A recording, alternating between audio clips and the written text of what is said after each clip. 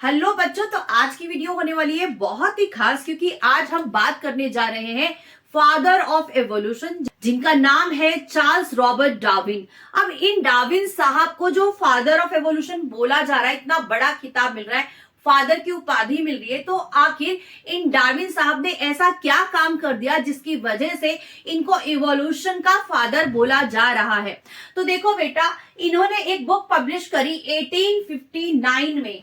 ध्यान क्या देना है, 1859 में जो डार्विन साहब है, इन्होंने एक बुक पब्लिश करी और इस बुक का नाम है द ओरिजिन ऑफ स्पीशीज।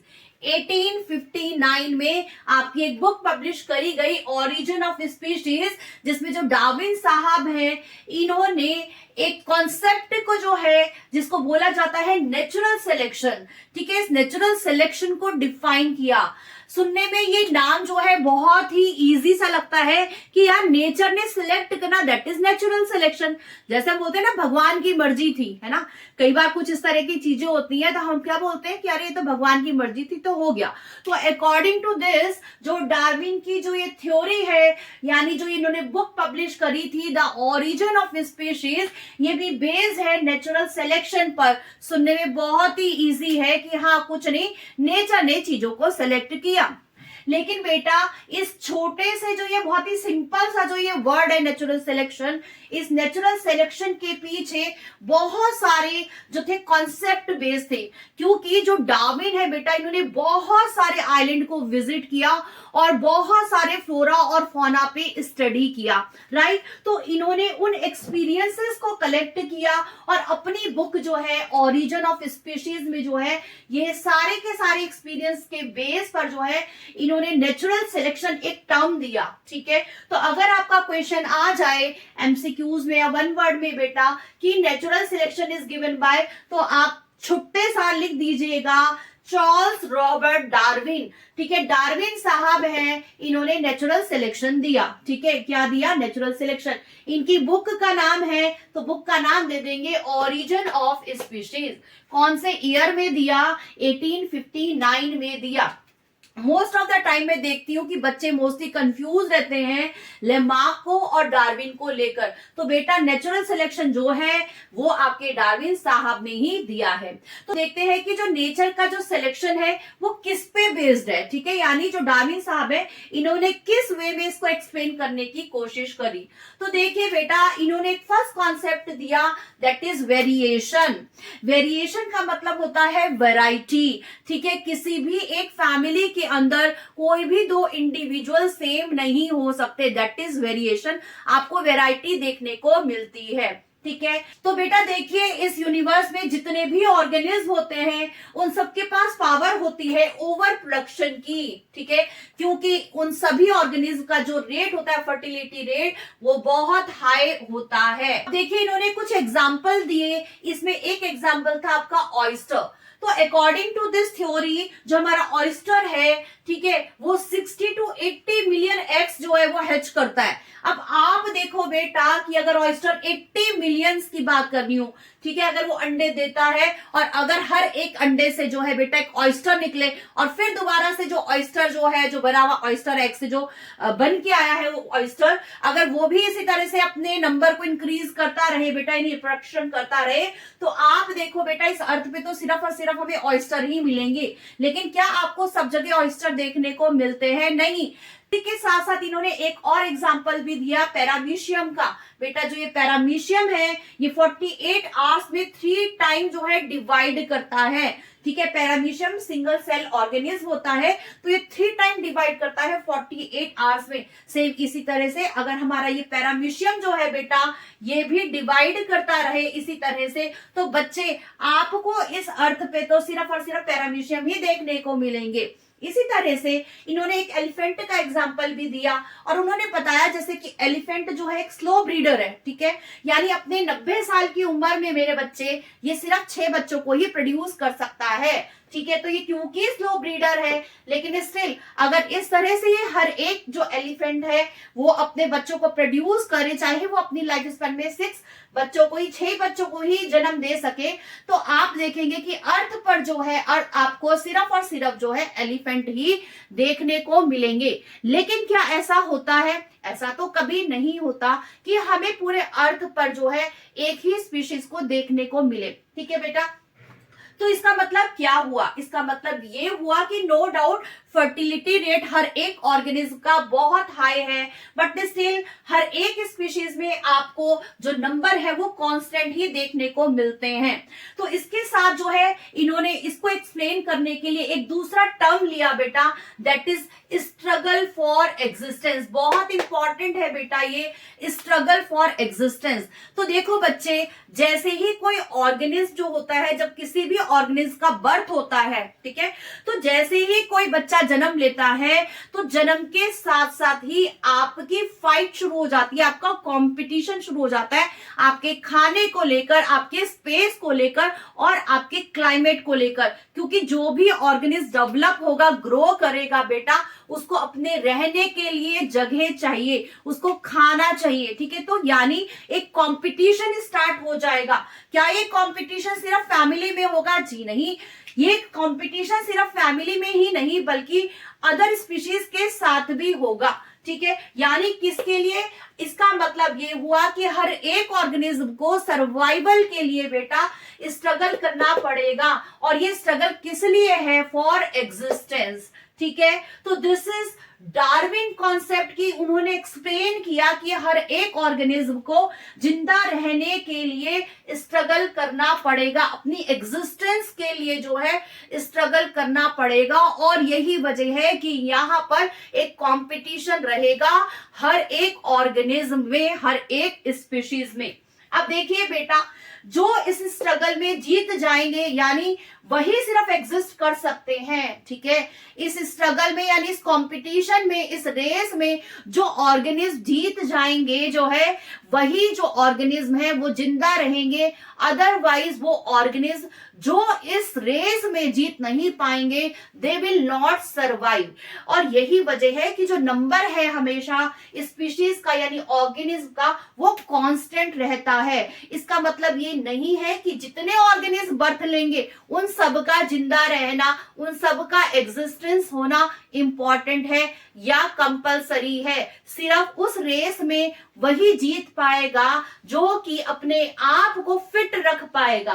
तो देखो, अब एक और नया कॉन्सेप्ट आ गया, सर्वाइवल ऑफ द फिटेस्ट। बेटा बहुत इंपॉर्टेंट है एग्जाम पॉइंट ऑफ व्यू से, सर्वाइवल ऑफ द फिटेस्ट। लेकिन ये डार्विन साहब ने नहीं दिया, बच्चे हमेशा कंफ्यूज रहते हैं survival of the fittest.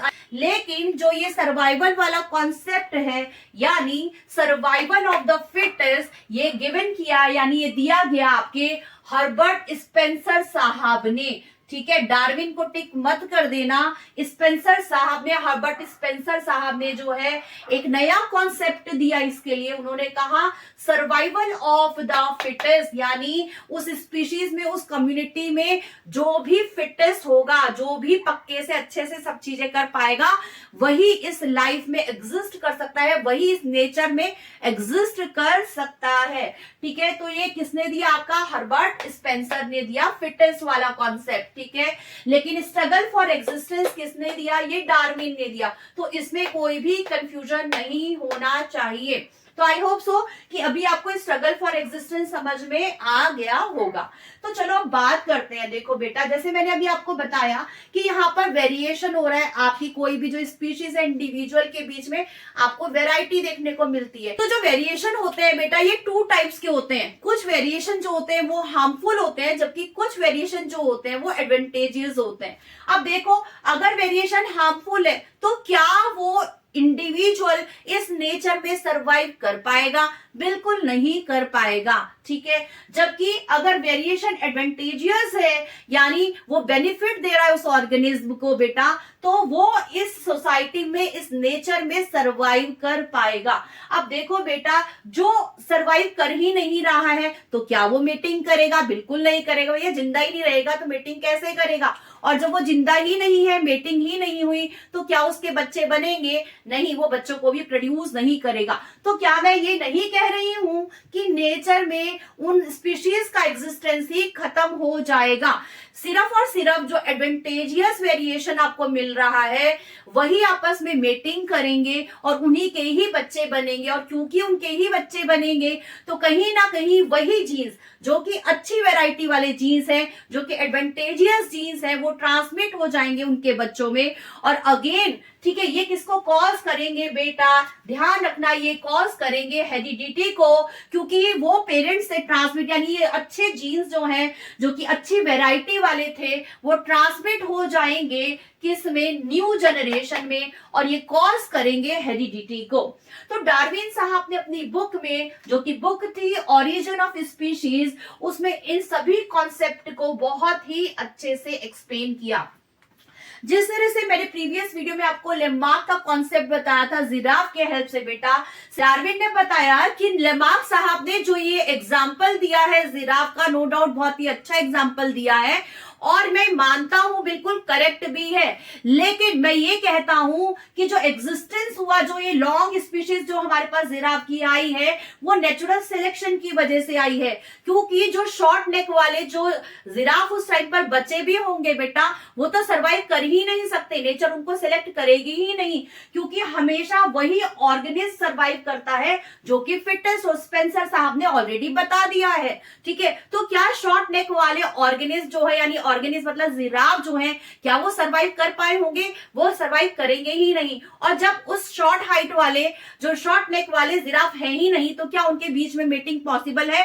Possible है ही नहीं। यानी इस तरह के जीन जब ट्रांसमिट ही नहीं हुए, उनके बच्चे ही नहीं बने, तो बट ऑब्वियस वो स्पीशीज क्या हो जाएगी, वो एक्सटिंक्ट हो जाएगी, यानी वो तो स्पीशीज ही खत्म हो गई। ठीक है, वेरिएशन मैंने अभी आपको बताया था 2 टाइप्स के। तो यहाँ पर जो शॉर्ट नेक वाला जो बेटा वेरिएशन है वो हार्मफुल वेरिएशन है, वहीं पर जो लॉन्ग नेक वाला जो वेरिएशन है वो आपका बेनिफिशियल वेरिएशन है। ठीक है, तो उन्होंने क्या कहा कि जो बेनिफिशियल वेरिएशन होता है वही आगे न्यू ऑफस्प्रिंग में जो है वो ट्रांसमिट हो जाता है। राइट, तो इसी वजह से, क्योंकि जो नई स्पीशीज बनी बेटा वो लॉन्ग नेक वाली थी, और क्योंकि लॉन्ग नेक वाले जिराफ थे तो उन्होंने मेटिंग किया और उनके बच्चे भी कैसे बने, लॉन्ग नेक वाले ही बने। यही वजह है कि आज के टाइम पर जो हमें जिराफ देखने को मिलता है वो नेचुरल सिलेक्शन की वजह से ही है। तो बेटा इन्होंने कॉन्सेप्ट इतनी अच्छे से समझा दिया कि वाकई में मान लिया गया कि ये तो भाई 100% करेक्ट है। यानी डार्विन की जो ये थ्योरी है नेचुरल सिलेक्शन की, ये तो बिल्कुल 100% जस्टिफाई कर रही है इस चीज को। इसीलिए हम इस डार्विन साहब को जो है बेटा फादर ऑफ एवोल्यूशन बोलते हैं। तो सर्वाइवल ऑफ फिटेस्ट को समझाने के लिए इन्होंने पेपर मॉथ का एक एग्जाम्पल लिया। ठीक है, तो ये जो पेपर मॉथ है बेटा, ये 2 टाइप्स की वेराइटीज में देखने को मिलती है। एक पेपर मॉथ जो है वो लाइट कलर का है, जबकि दूसरा जो पेपर मॉथ है वो डार्क कलर का है। ठीक है, एक जो है वो लाइट कलर में है, जबकि दूसरा जो पेपर मॉथ है बेटा वो डार्क कलर में है। अब हुआ क्या, क्योंकि जो ये पेपर मॉथ है बेटा ये ट्रीज पे ग्रो करते हैं। ठीक है, ये कहां पर, क्योंकि ट्रीज में क्या लगा हुआ है, लाइकेन लगा हुआ है। ठीक है, ये दोनों ही तरह के मॉथ जो है बेटा ये ट्रीज में देखने को मिले, यानी ट्री की ट्रंक में देखने को मिले, जहां पर लाइकेन ग्रो कर रहा है। क्योंकि यहाँ पर लाइकेन ग्रो कर रहा है, ठीक है, और यहाँ पर दोनों ही तरह की जो स्पीशीज जो है, एक लाइट कलर मॉथ, ठीक है, पेपर मॉथ, और दूसरा डार्क कलर पेपर मॉथ जो है ये देखने को मिले। ठीक है, तो देखा क्या गया,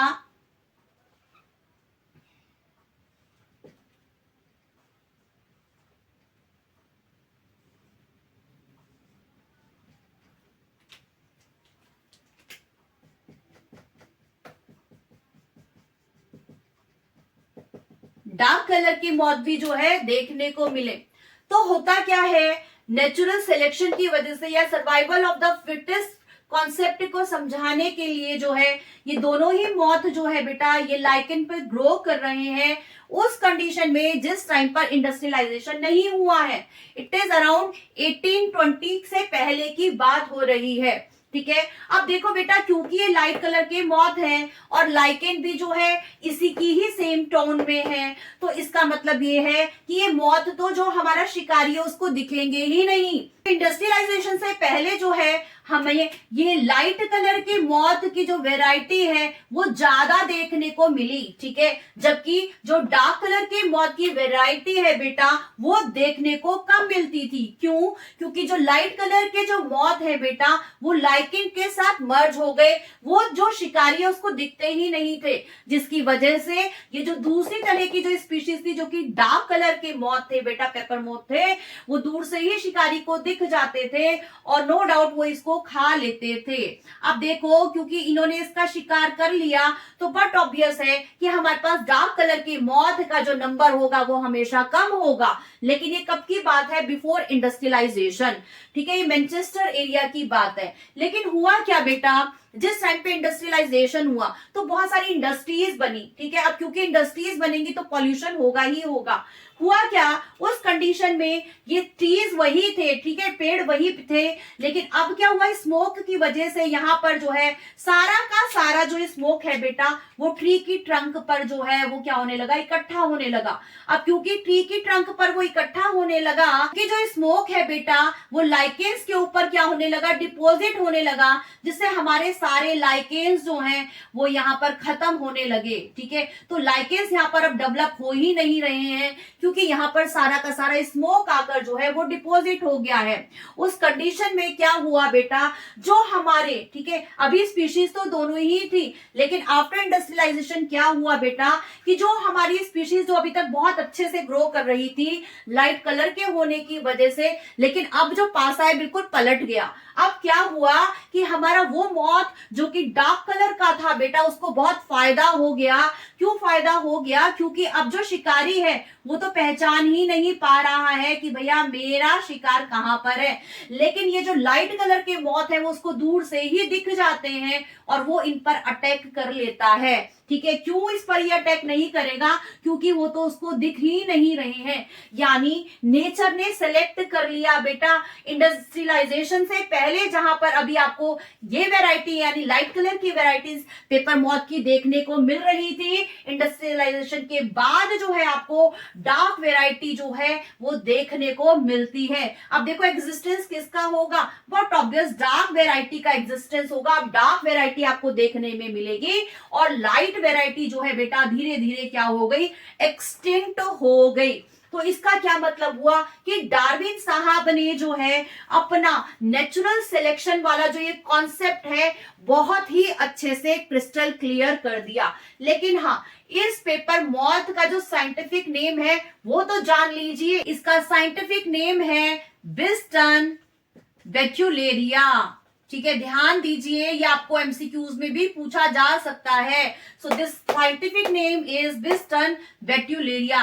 सो आई होप सो कि अब आपको जो डार्विन का ये जो कॉन्सेप्ट है यानी डार्विनिज्म जो है यानी नेचुरल सिलेक्शन जो है वो बहुत ही अच्छे से क्रिस्टल क्लियर हो गया होगा। तो अगर आपको ये जो कॉन्सेप्ट है अच्छे से क्रिस्टल क्लियर हो ही गया है तो क्यों ना आप अपनी इस वीडियो को अपने फ्रेंड्स के साथ भी शेयर कर दें और अच्छे से पढ़ाई करते रहें। All the best, good luck.